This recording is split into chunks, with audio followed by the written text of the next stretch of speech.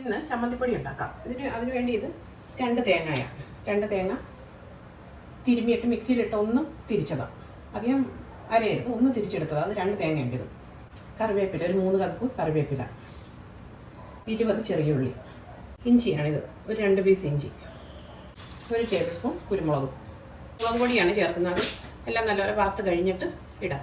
മുളകാണെങ്കിൽ മുളക് അതിനൂടെ ചേർക്കുന്നതെന്നുണ്ടെങ്കിൽ ഇപ്പം ഇടാം. ഇതിനി ചെറിയ തീയിൽ വറുത്തെടുക്കണം.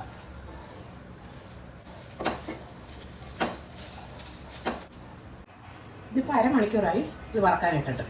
ചെറിയ തീയിലിട്ട് വീണ്ടും ഇളക്കി ഇങ്ങനെ കൊടുക്കണം.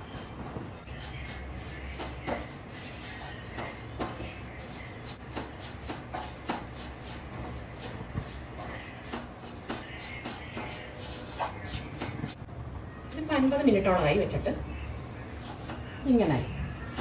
ഇനി ഇത് മുളക് പൊടി ചേർക്കാം. ഏറ്റവും ചെറിയ തീ വെച്ചൊരു എനിക്കനുസരിച്ചുള്ള മുളക് പൊടി ചേർക്കാം. ഞാനൊരു 3 ടീസ്പൂൺ മുളക് പൊടി ചേർക്കുന്നു.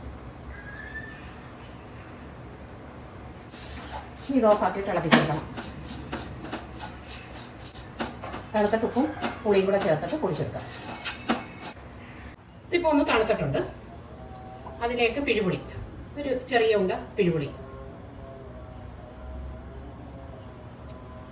ഉപ്പുപൊടി, ഇതോടിട്ടൊന്ന് പൊടിച്ചെടുക്കാം. ഇത്തിരി അരയുണ്ട, ഒന്ന് പൊടിച്ചെടുക്കാം. എല്ലാം പൊടിച്ചെടുത്ത്